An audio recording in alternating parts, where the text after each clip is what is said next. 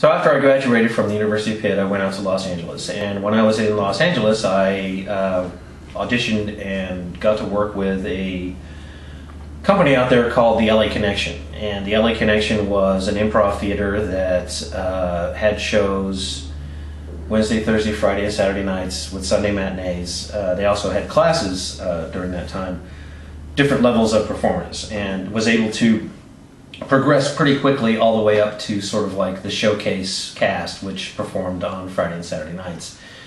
And again, it was it went back to being much more structured, much more of a theater sports or theater games oriented performance, because the ultimate goal of the LA Connection, much like the Groundlings, was to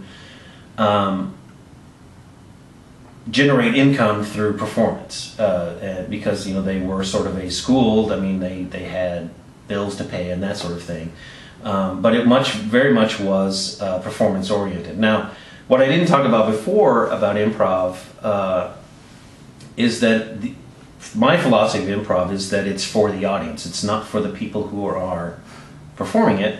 It's, if you don't have the audience, then it's masturbation.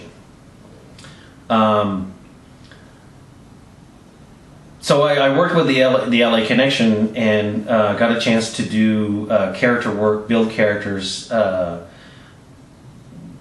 do shows, and perform these games for audiences week in and week out.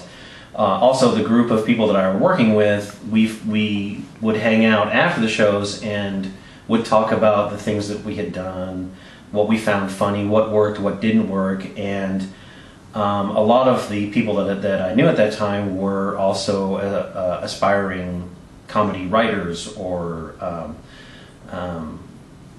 sketch groups. And so we would spend a lot of our time trying to sketch out ideas for sketches or commercials or so forth, in order to sort of sharpen our wits and hone our skills.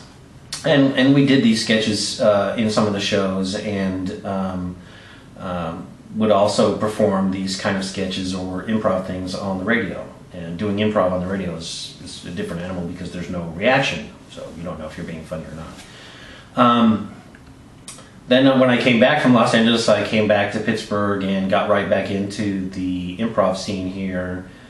And that, from there, it grew into a group called the Susquehanna Hat Company. The Hat Company was made up of a close-knit group of people that grew out of Friday Night Improvs and other theater groups in town. And it was sort of a mixture between the two experiences of short-form improv and sketch writing, because we would spend time trying to come up with funny things that we would work into our shows. And the Hat Company, I think its aim was really sort of to, I think in some way, be a Saturday Night Live cast for the city of Pittsburgh. Maybe that's just my perception or my misremembrance of it, but it did seem like there was this idea that we would make it big as the Hat Company. And for whatever reasons, people's lives or whatever, I left Pittsburgh after a while, and it continued on, and I'm not sure where it went after that. But my memory of it was a improv / sketch comedy group that was sort of really trying to be professional performers.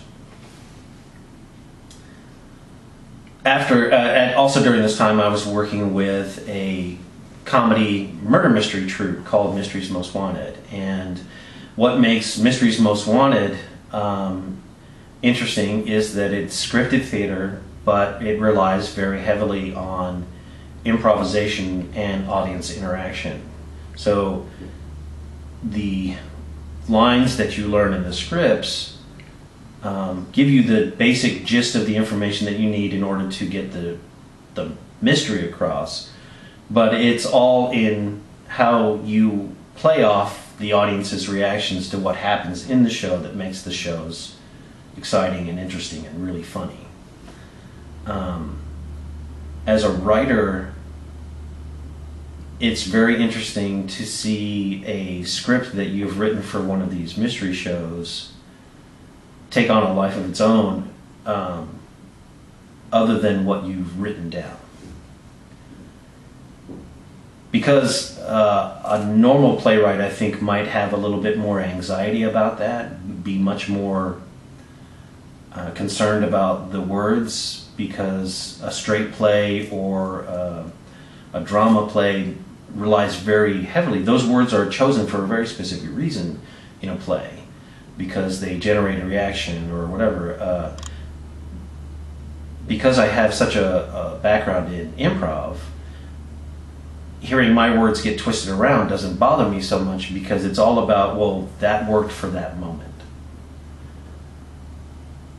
That was funny for that moment, or that the way you said it was funnier than the way I wrote it.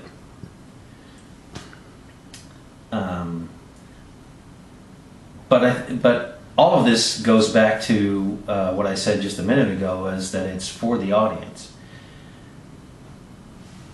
And I think that's really my philosophy as an actor and a writer, is that it's what you give away that makes the performance special. What makes the performance inspiring, in a way.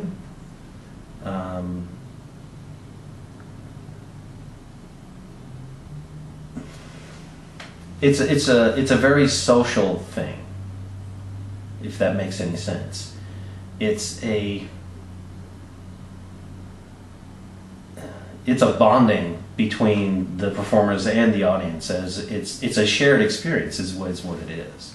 And that's what is very special, because there are moments from Friday Night Improvs, or moments from a murder mystery show, or moments from a hat company show that you will never be able to recreate. It's only for that moment with those people in that space, and it'll never happen again. And that's awesome.